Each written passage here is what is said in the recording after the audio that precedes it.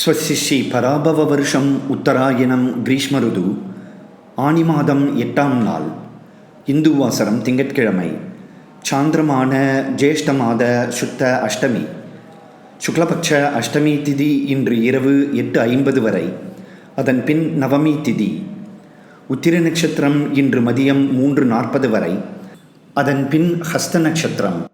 வியதீபாத நாம யோகம் வணிஜாநாமகரணம்.